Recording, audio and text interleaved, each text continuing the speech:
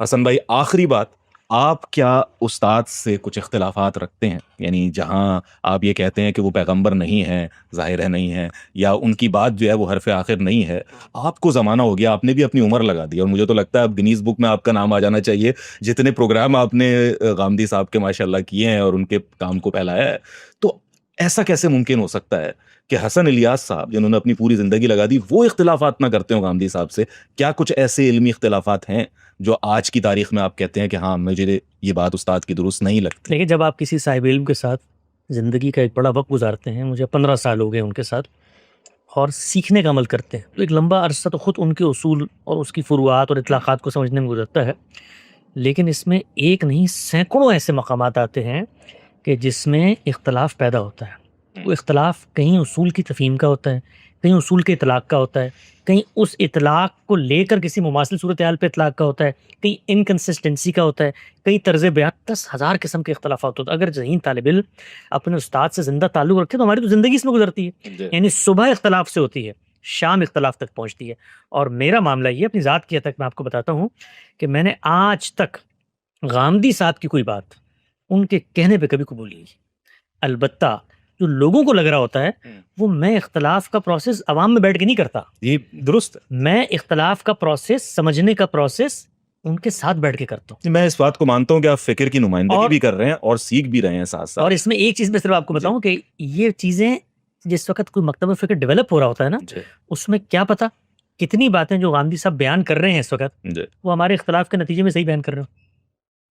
یعنی آپ یہ سمجھتے ہیں کہ اس وقت آپ اختلافات رکھتے ہیں، نہ بتائیے، لیکن یہ کہ غامدی صاحب کے علم ہے کہ حسن الیاس صاحب کے کچھ اختلافات ہیں، میں اختلافات رکھ کے سونے کو کفر سمجھتا ہوں، میں قائل کرتا ہوں اپنی بات پہ۔ اگر مجھے کسی بات میں اختلاف ہو، میں تضادات میں نہیں جیتا، ہم نے ایک فکر کو اپنایا ہے، ایک شخص کو ہم سچا سمجھتے ہیں تو یا اس کو قائل کرتے ہیں یا خود قائل ہو جاتے ہیں۔ آپ نے قائل کیا انہیں؟ ہزاروں دفعہ غامدی صاحب سے کبھی گفتگو ہو، میں یہ نہیں کہہ رہا کہ میری یہ حیثیت ہے، میں ایک بالکل جس کو آپ کہتے ہیں ان کے پیروں میں بیٹھنے والا طالب علم ہوں، لیکن ہماری کجمج بیانیوں سے بھی یہ صرف اصولی بات کر رہا ہوں، بڑے بڑے اہل علم ہوتے ہیں جو جوہلا سے بہت کچھ سیکھ لیتے ہیں، تو ہمارے سوالات، ہماری توضیحات، ہماری تنقیحات، یہ بھی ہم نے 23 اعتراضات سیریز کی ہے، ٹھیک ہے نا، 6.5 سال میں نے غامدی صاحب کے سامنے علماء کا استدلال پیش کیا، 6.5 سال روزانہ کی بنیاد پہ، اور سینکڑوں گھنٹوں کی گفتگو ہوئی ہے، تو لوگوں کے خیال میں جو میں نے سوالات اٹھائے ہوں گے ان کو سوچنے کا موقع نہیں ملا ہوگا۔ نہیں، بالکل لاجیکل بات ہے، یہی کام ہوتا ہے۔ اب میں اس کو مثال کے طور پہ بازار میں لے کر آؤں کہ بھائی میرا غامدی صاحب، میں آپ کو یہ حقیقت میں بتا رہا ہوں، اور ہمارے اختلافات کی جو نوعیت ہوتی ہے اس کو کبھی، اب مجھے نہیں سمجھ میں آتی کہ میں اس کو لوگوں کو کیسے بتاؤں۔ میں جب گفتگو کر کے تھک جاتا ہوں غامدی صاحب سے تو میں گھر جا کر ان کو 10 صفحے کی ای میلیں اور خطوط لکھتا ہوں، حالانکہ میں 2 قدم پہ رہتا ہوں کہ میں شاید بولنے میں ناکام ہو گیا ہوں، میں لکھ کے بتاتا ہوں کہ میری بات یہ ہے۔ اور جب وہ صبح اٹھتے ہیں، آنکھ کھلتی ہے، تو پہلا یا ان کا فون آیا ہوا ہوتا ہے کہ بھئی آپ کی بات درست ہے، یا وہ بتاتے ہیں کہ یہ جو آپ کی غلط فہمی پیدا ہو رہی ہے اس کے پیچھے یہ اعتراض ہے۔ تو زندگی اسی کا حسن ہے۔ میں نے جیسے کہ آپ سے عرض کیا، میں کوئی اس سطح پہ نہیں کھڑا ہوا کہ میں مثال کے طور پہ ان کی پوری فکر کو تلپٹ کر دوں، اس پہ میرا ایک اصولی اتفاق، کیونکہ میں اختلاف اتفاق کے 15 سالہ سفر سے گزر کے یہاں پہنچا ہوں۔ اب صورتحال کیا ہوتی ہے، اصولوں پر اطمینان ہے مجھے، اور وہ اطمینان محکم بنیادوں پہ، اطلاقات میں، توضیحات میں، پریزنٹیشن میں 10,000 اختلافات ہوتے ہیں، اور ابھی میں نے 10 سال ان کے ساتھ حدیث کے اوپر کام کیا بطور معاون کے، بطور موکل کے، تو 10 چیزیں جو میری تحقیق سے سامنے آتی ہیں